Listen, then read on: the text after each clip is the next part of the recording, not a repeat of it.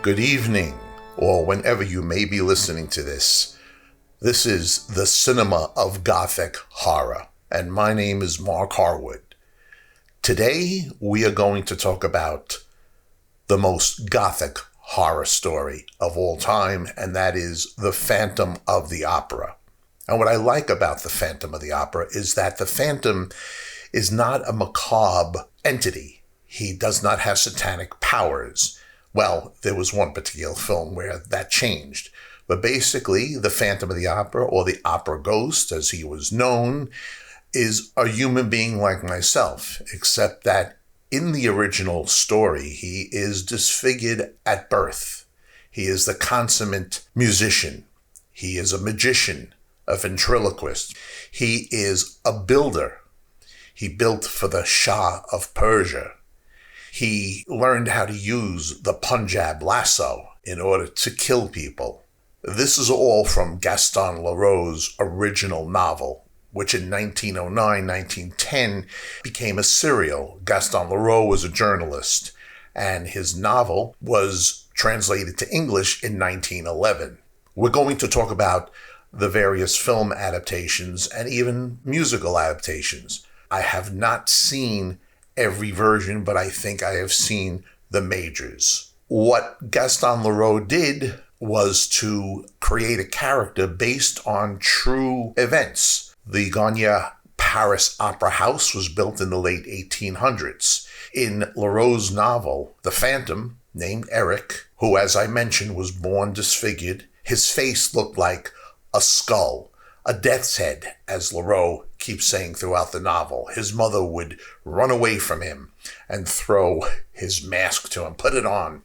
One of the things that Eric did was become one of the contractors at the Paris Opera House. He helped to build that amazing structure. And while building, he went down below and built his lair where he wanted to live. Box 5 was kept for the Phantom. He had his way with everything because of his knowledge of music and magic and knowing where every nook and cranny was inside the opera house. He built his lair way down below the opera house along the underground lake, which actually is underneath the opera house, and Leroux knew this. In the story, the Phantom, Christine, who he falls in love with, who's a chorus girl, and he falls in love with her voice, falls in love with her, and teaches her how to sing in her dressing room. When he doesn't get his way, he gets violent.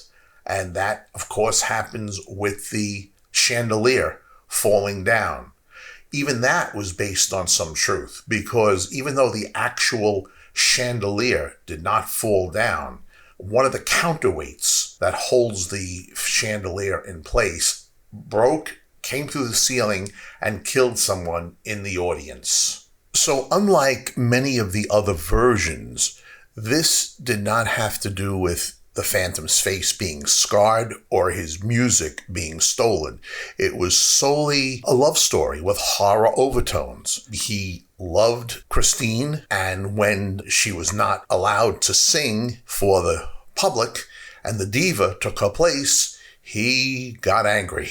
He made the chandelier fall down, killed a few people, and brought her down to his lair, walking at first and then getting onto the boat and rowing across the lake to his underground house. This, of course, was depicted in Andrew Lloyd Webber's musical. We'll get into that a little later. So as I mentioned, I would talk about different versions.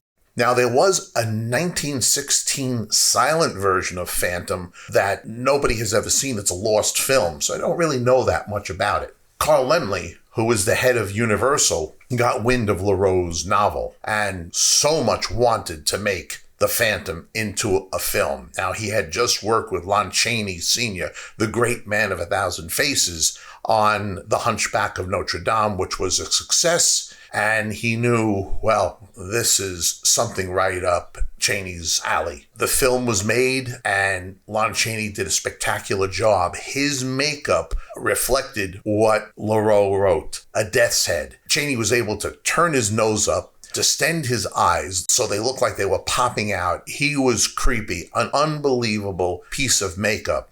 So that was the 1925 version. Now we jump up around 18 years and Universal wants to remake The Phantom of the Opera in glorious Technicolor. Universal is working hard on their horror films, which started in 1931 with Dracula. In fact, Universal wanted Lon Chaney to play Dracula, but he did pass away from cancer, and of course, Bela Lugosi got the role.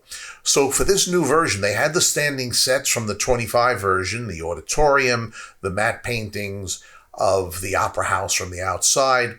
So they got Claude Rains, who had played the Invisible Man in 1933, to play Eric Claudin. And throughout the years, monster kids like myself have said, too much opera, too little Phantom. The film was really a project for Nelson Eddy and Susanna Foster, who played Raoul and Christine. In fact, Claude Rains got third billing. In this film, the story changed a bit. Eric is a violinist with the Paris Opera House. Something is happening to his hands. He really can't play the violin as well as he used to.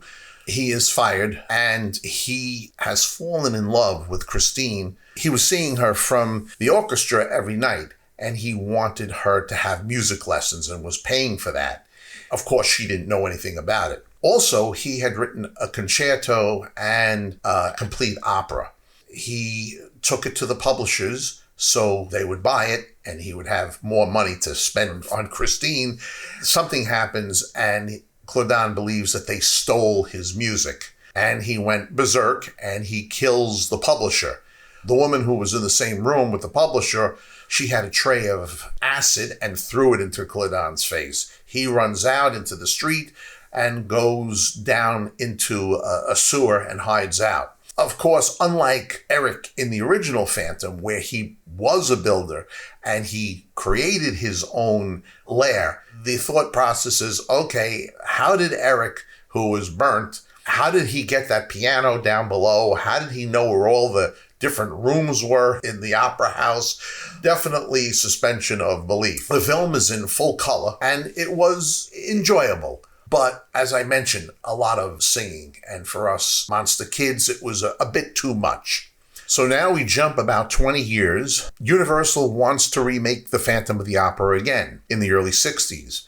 Now, Warner Brothers had released Hammer Films' The Curse of Frankenstein, and it was a smash. Universal gave the rights to Hammer to do Dracula. So now they wanted Hammer to make The Phantom of the Opera in 1962. I have to say, this is my favorite film version. Yes, the original Lon Chaney version is basically the book.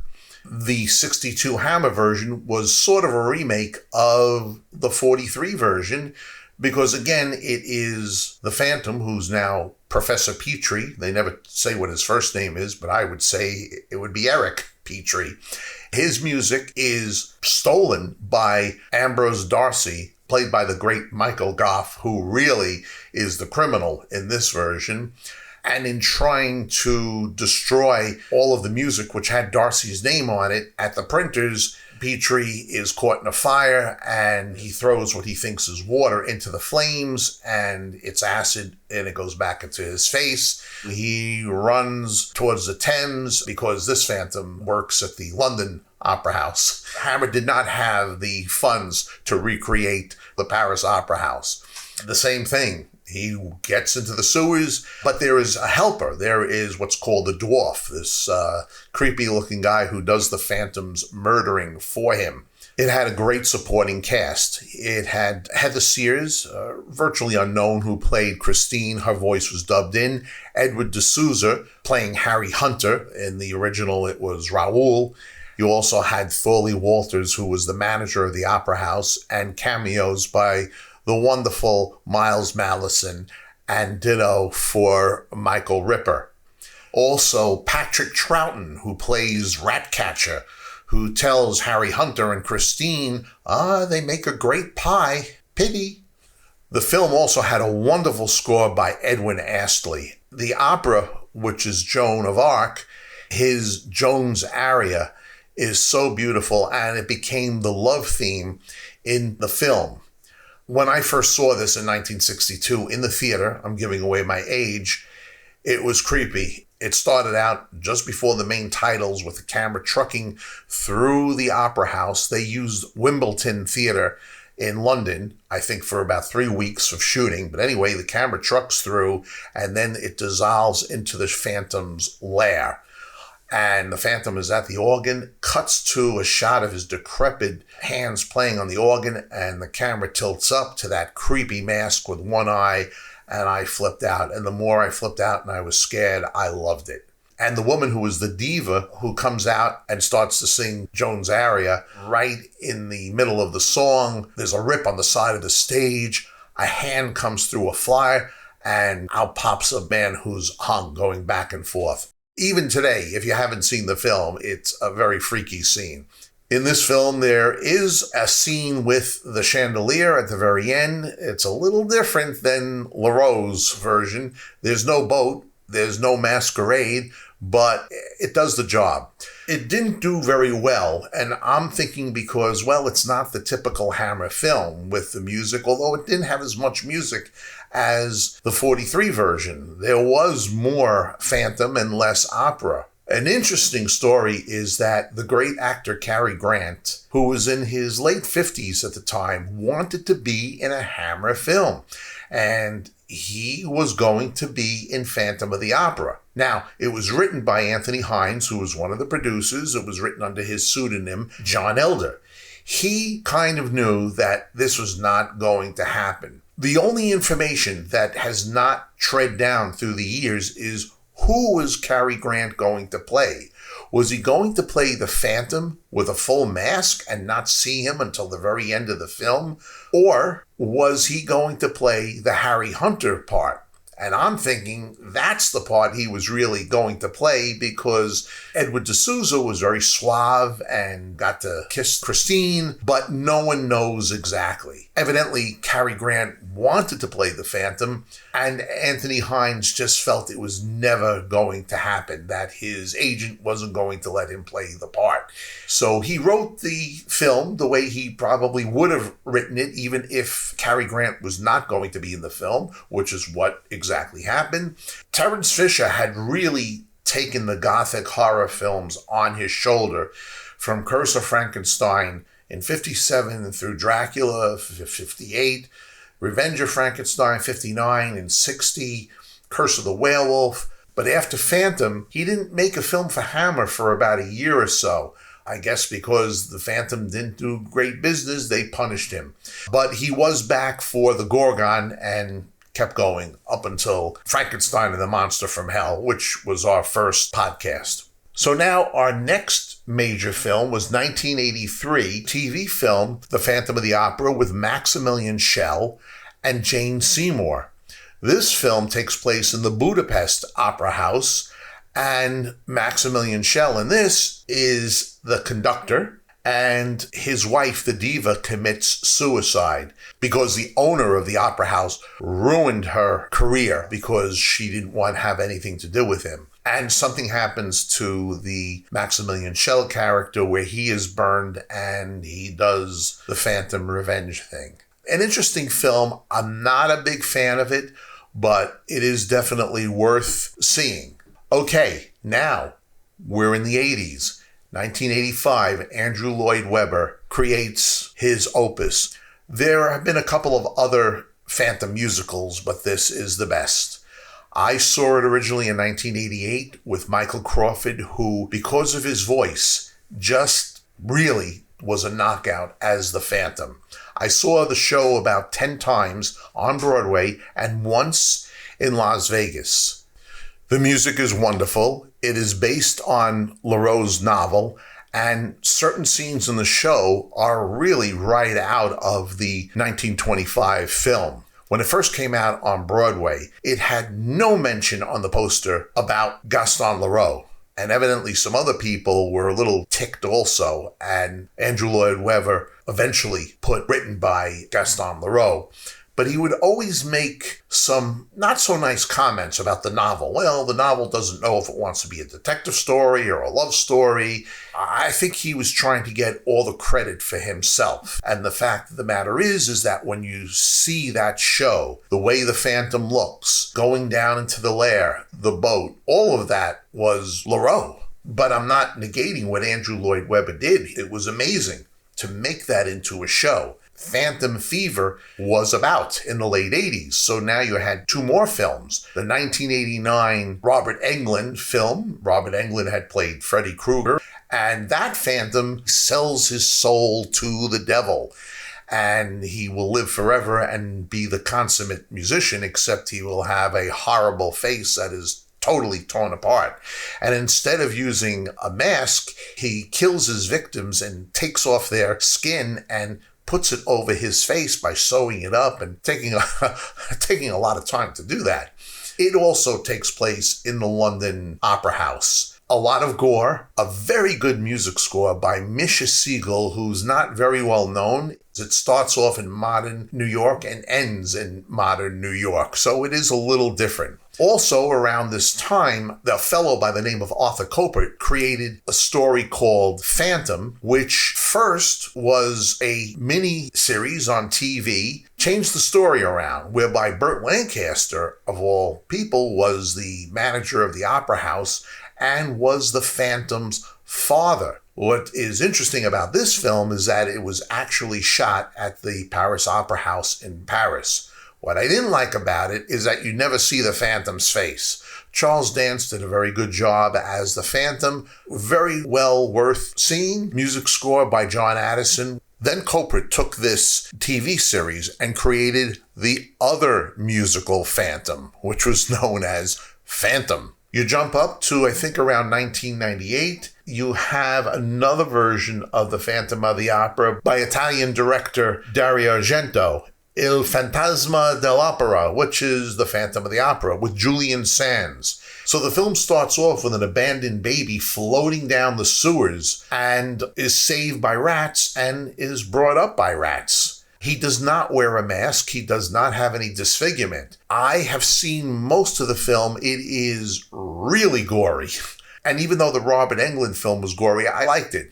This film, I'm not too crazy about, but some people who like Argento would want to see it. We come up to 2004, and now we have the musical version of Andrew Lloyd Webber's Phantom, now as a feature film.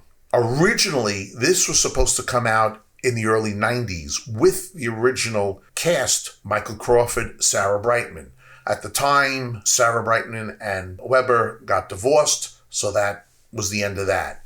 For this film, they did a very good job, but I am not a fan of Gerard Butler as the Phantom. I thought his voice was completely wrong, and they tried to make him into this sex symbol. But what really got me is at the end, with the song At the Point of No Return, the Phantom is now wearing this little mask. He had the half mask, but he's wearing this little mask, and it's like, wait a minute, where's the distortion? And when you see his face, it's nothing more than a sunburn. In 2011, Andrew Lloyd Webber and Cameron Mackintosh came out with the 25th anniversary Phantom of the Opera, which was shot at the Royal Albert Hall in London, and that has been put on to Blu-ray.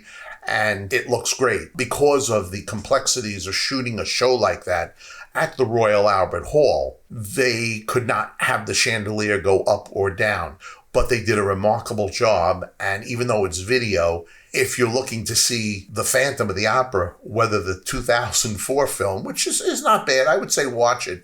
I'm always coming back to the 25th anniversary of the Phantom of the Opera. Like I said, I did not go over every single version, but I went over the majors. Again, the one that is closest to the book is the silent film. The Phantom of the Opera Ghost, The Music of the Night, Edward Astley's Jones aria, Edward Ward's Lullaby of the Bells, Misha Siegel's score for the 89 version. The Phantom of the Opera, great Gothic cinema, great Gothic theater. Till the next time, my name is Mark Harwood. You have been listening to the Cinema of Gothic Horror.